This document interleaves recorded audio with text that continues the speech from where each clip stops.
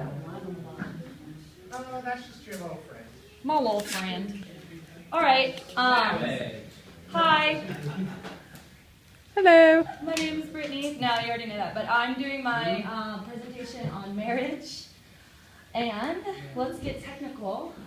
So marriage is a socially recognized and approved union between individuals who commit to one another with the expectation of a stable and lasting, intimate relationship. Anybody have any better definitions of marriage? No? Any varying ones, Duncan? The ultimate goal. Is it? Okay, that's interesting. Anybody Say else? something about religion. Yeah, Look at that there's a lot of smile. parallels. Ball and chain. I like that they threw in the expectation of a stable and lasting intimate relationship. So I'm going to go off of that. But is it that simple? No, it's not. So, how is marriage different in 2013? Join us.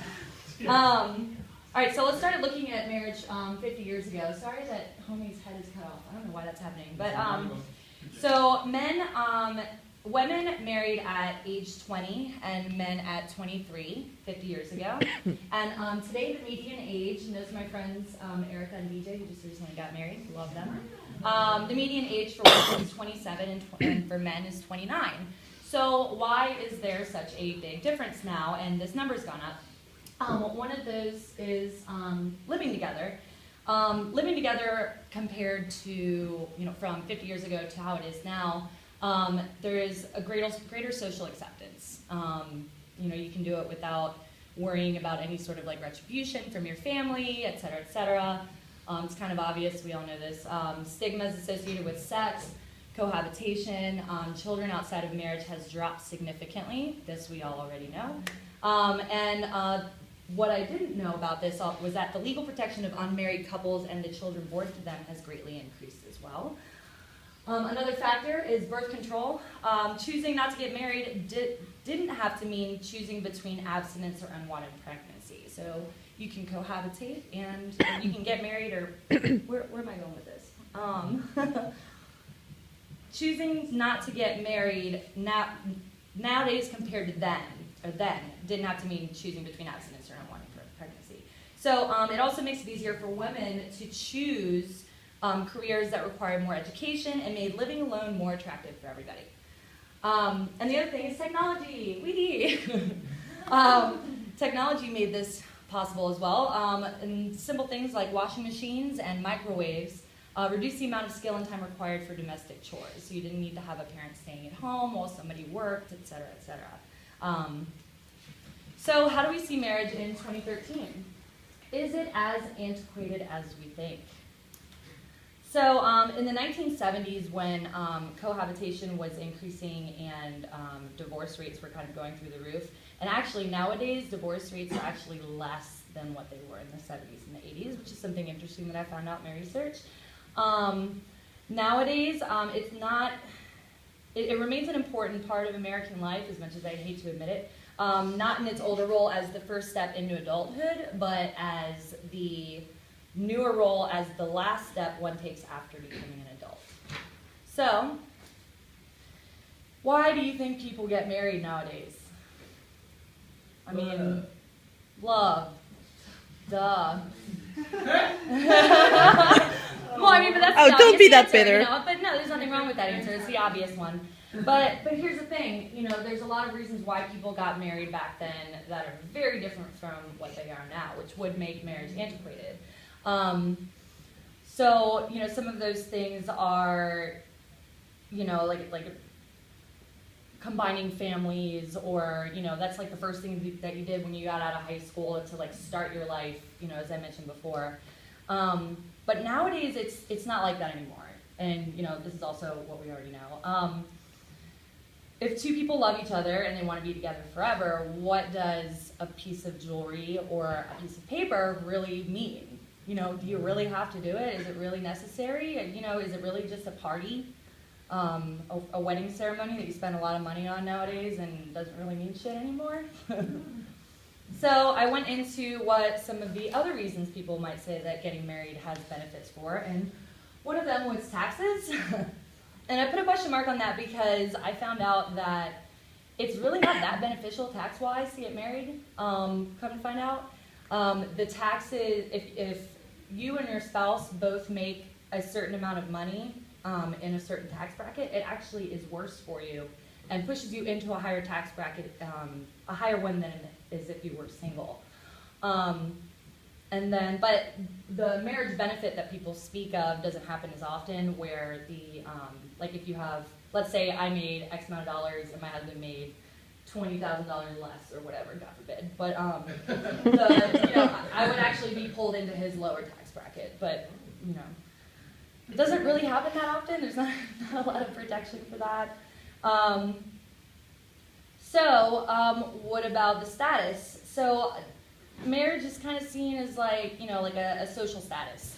You achieve it once you have graduated college and done everything that you want to do in life. But is it something that you just do after you've lived with somebody for a while and it's like, oh cool, let's get married, whatever. So what about our parents? Because that used to be a reason why people got married, and my answer to that is don't care. So sorry mom and dad, but my mom actually would rather see me not get married, but that's my mom. But anyways, so I also looked into what people said. Like, I found these quotes, and these are from current divorcees, and on the reason why they think people get married nowadays. And you can't really see it very well. Let me just flip this off, actually.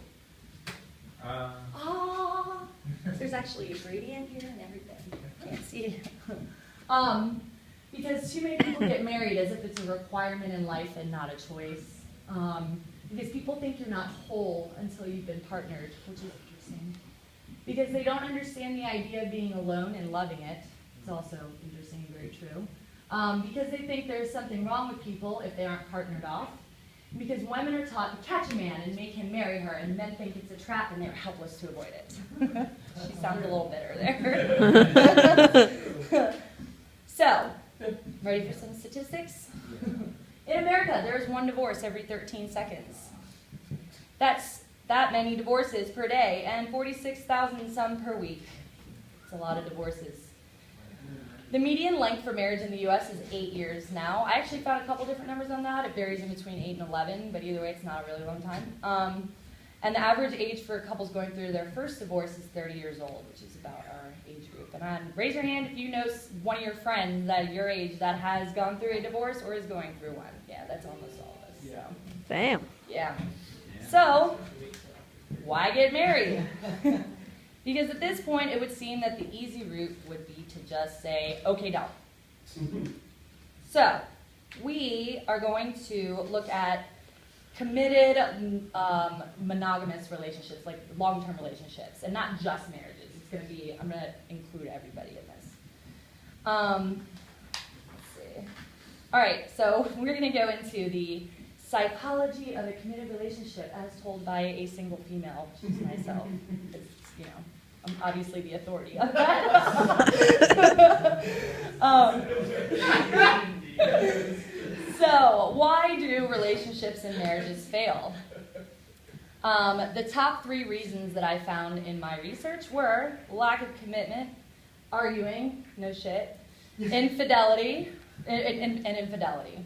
So here's some statistics on that. 73% of divorcing couples said lack of commitment was the main reason their marriage didn't work.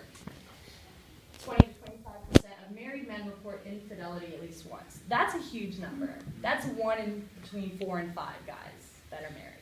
That's kind of ridiculous. So anyways, so 80% of mediation groups say that deterioration of intimacy is the main reason for their unsuccessful marriage.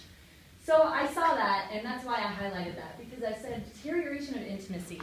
You hear about that, about couples as they're married and they're going throughout the years and they just kind of lose it. Like they're not excited by each other anymore. So I felt like this was the common denominator, and that's that you get fucking sick of each other. So complacency is the biggest thing with marriages dissolving. You get so used to seeing the same old, Joe Schmo, gotten all fat, doesn't take care of himself or herself. It kind of sucks. Complacency has reached an epidemic level. Complacency kills relationships.